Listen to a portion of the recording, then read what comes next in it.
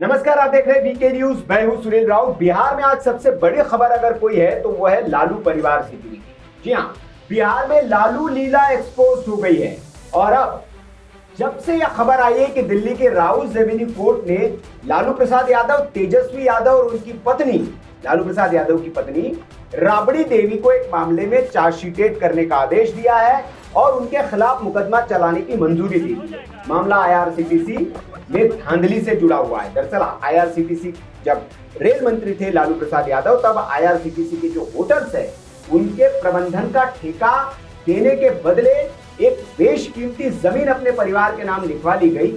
ये आरोप लालू प्रसाद यादव और उनके परिवार पर है। इसके अलावा कई उन्होंने अपने पद का दुरुपयोग करते हुए नियमों में ऐसी डील दी या हेराफेरी की कि उसी कंपनी को जिनसे इन्होंने जमीन ली उनको ये ठेका मिल पाए, ऐसी व्यवस्था इन्होंने की थी। यह आरोप है और इस आरोप को प्रथम दृष्टया सबूतों के आधार पर सत्य माना गया है, तभी इनके खिलाफ ये मामला चलाने की मंजूरी दे दी गई है। मामला 2004 से 2009 में जुड़ा हुआ है। लेकिन अब जैसे ही ये मामला हुआ उसके बाद सोशल मीडिया पर आरजेडी हो, कांग्रेस हो या उनका पूरा इकोसिस्टम इस तरह का नैरेटिव बनाने की कोशिश कर रही है कि पिछड़े नेता पर अत्याचार किया जा रहा है। पिछड़ों के नेता है लालू प्रसाद यादव, इसलिए उनको परेशान किया जा रहा है। दूसरा, तेजस्वी यादव ने कहा कि शाह साहब कुछ दिन पहले धमकी देके गए थे कि आपको चुनाव नहीं लड़ने देंगे, हम परेशान कर देंगे, इसलिए ये सब किया जा रहा है। कांग्रेस पार्टी ने कहा कि जब जब चुनाव आते हैं भाई तब तब विपक्ष के साथ ऐसा ही होता है। अब इन सवालों के मद्देनजर क्या वाकई में इसमें कुछ सत्यता है या फिर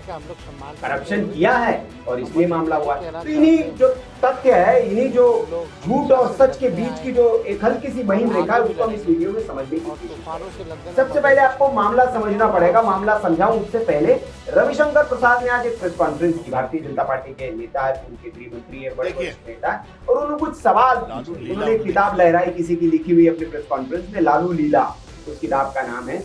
और उसमें उन्होंने बताया कि भैया उस किताब में दर्ज है सारे काले कारनामे, किसी बड़े लेखक ने उसको लिखी है जो इस दुनिया में नहीं है। उन्होंने कहा कि राबड़ी देवी के पास 13 प्रॉपर्टी है जो रजिस्टर्ड उनके नाम पर है और कुछ पावर ऑफ अटॉर्नी वाली है वो 5 संपत्तियां है, मतलब 18 संपत्तियां, जिसमें कुछ कमर्शियल लैंड है, रहवासी लैंड है, कुछ प्लॉट है, कुछ फ्लैट है और एग्रीकल्चर लैंड है। इसके अलावा तेजस्वी यादव इस मामले में चार्जशीटेड है, उनके पास भी 14 प्रॉपर्टी है। अब सवाल उन्होंने ये पूछा कि राबड़ी जी करती क्या है, क्या कारोबार है उनका, कौन सी फैक्ट्री है उनकी, कौन सा बिजनेस है, क्या ऐसा काम वो करती है कि करोड़ों रुपए की संपत्तियां, इतनी सारी संपत्तियां उनके पास है? क्या इसी तरह से किसी को नौकरी देने के नाम पर लिखवा ली गई है या किसी को ठेके देने के नाम पर लिखवा ली गई है? सवाल ये भारतीय जनता पार्टी ने पूछा है और इस तथ्य के आधार पर उन्होंने कहा है कि भैया नौकरी आप देने की बात करते हैं तो नौकरी देंगे तो जमीन छीन लेंगे या वो वही वाला मॉडल चलेगा? तो बिहार को तो आपसे सावधान रहने की जरूरत है। क्यों? क्योंकि आप नौकरी देंगे, पहले तो जमीन जिनके पास जमीन नहीं बेचारे उनके घर छीन लेंगे आप। तो इस तरह के आरोप लगाते उन्होंने प्रेस कॉन्फ्रेंस की और तमाम तरह के आरोप उन्होंने लगाए। लेकिन ये बात सत्य भी है कि भाई आरोप है, जमीनें आपके पास कहां से आई? आरजेडी को बताना चाहिए राबड़ी देवी जी का व्यवसाय क्या है। उन्होंने करोड़ों रुपए की संपत्तियां अगर अर्जित की है, क्या करती है राबड़ी देवी और कैसे उन्होंने अर्जित किया है, ये बताना चाहिए देश की जनता को। अगर भारतीय जनता पार्टी ने सवाल पूछा है, चुनाव का मौका है तो बता देना चाहिए। दूसरा ये कि क्या वाकई में लालू प्रसाद यादव ने, उनको पिछड़ों का नेता कहा जाता है, पिछड़ों का बहुत उन्होंने उत्थान किया, पिछड़ों को आगे बढ़ाया, तो पिछड़ों को आगे बढ़ाया, अपने परिवार को आगे बढ़ाया, अपने परिवार का उत्थान किया? डेटा तो कम से कम यही बताता है, क्योंकि जब उन्हें बिहार का मुख्यमंत्री बनने का मौका मिला तो उनके मुख्यमंत्रित्व काल में, उनकी पत्नी के मुख्यमंत्रित्व काल में बिहार की क्या दुर्दशा थी, ये पूरे देश से छिपा नहीं।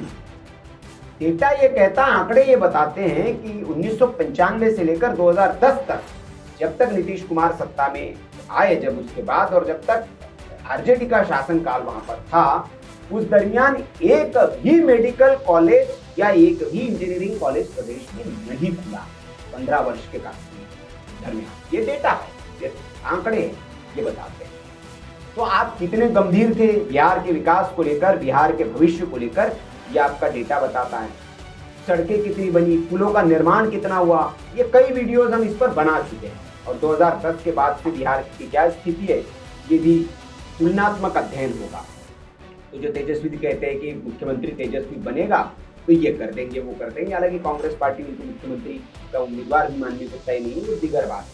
उन्होंने नौकरी देने की बात की, कांग्रेस पार्टी उसको नकार गई, उनका इतनी सरकारी नौकरियां है कहाँ जो हम दे पाएंगे।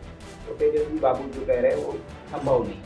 पप्पू यादव ने कह दिया, अशोक गहलोत कन्नी काट के चले गए, तो कांग्रेस ही आपके वादे के साथ नहीं है। तो मतलब कुल मिलाकर ये जुमला था आपका, या आपके राजनीतिक दल के लोग ही कहते हैं। अब इस सवाल पे आते कि क्या वाकई पिछड़े इसलिए सताया जा रहा है, चुनाव है इसलिए? थोड़ा मामला समझना पड़ेगा। मामला है क्या? मामला ये तब का है जब 2004 में यूपीए 1 के दौरान लालू प्रसाद यादव गठबंधन के साथी थे और रेल मंत्री थे।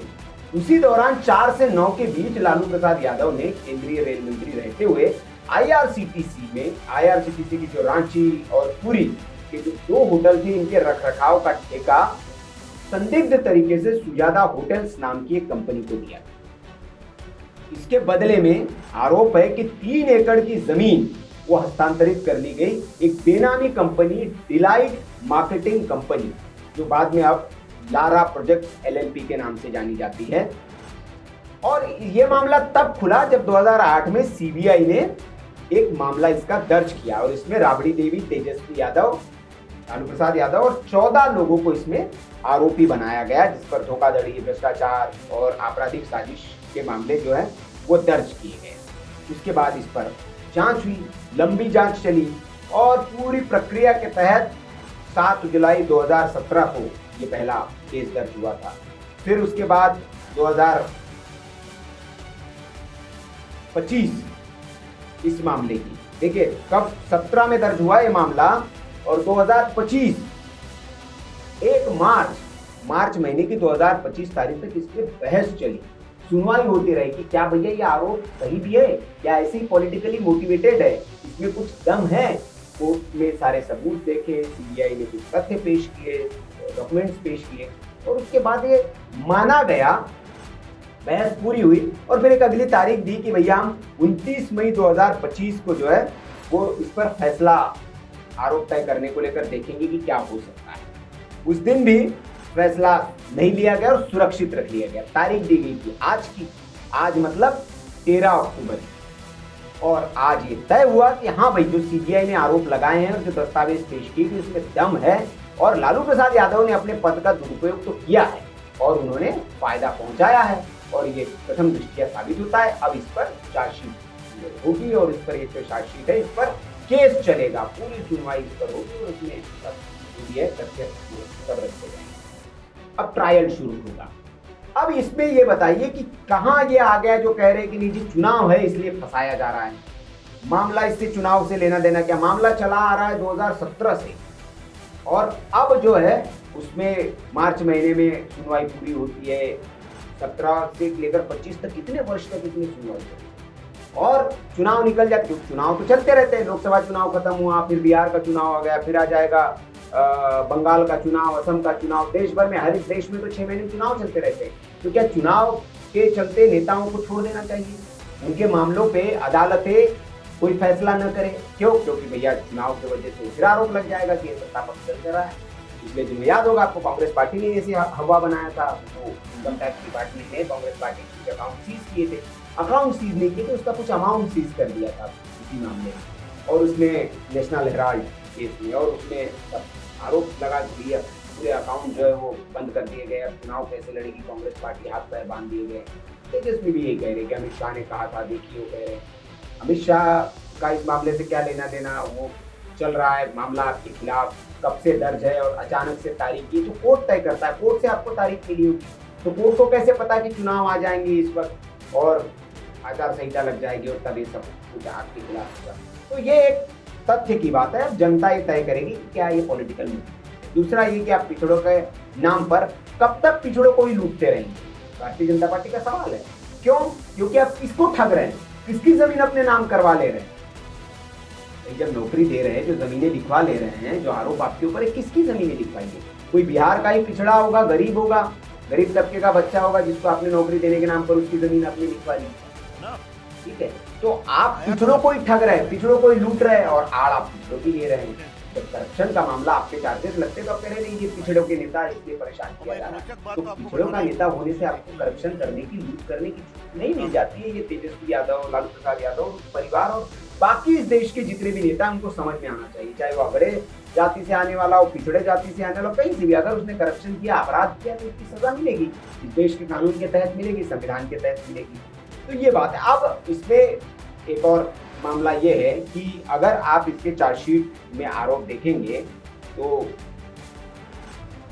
एजेंसी उन पर आरोप है कि जो निविदा प्रक्रिया में धांधली की गई, हेराफेरी की गई, सुजाता होटल की मदद के लिए शर्तों में हेरफेर किया गया, निदेशकों तथा चाणक्य होटल के मालिकों विजय कोचर के इसमें नाम है, delight marketing company, Sujata hotel private limited पर आरोप पत्र है, इन सबको नामजद किया गया। अब इसमें ट्रायल चलेगा, लंबी सुनवाई, फिर सजा सुनी जाएगी। तो तब एक मामले में तो सजा याफ्ता है ही लालू प्रसाद यादव, चारा चोरी के मामले में। अब इसमें भी अगर वो सजा मिलती है तो जेल जाएंगे पूर्ण।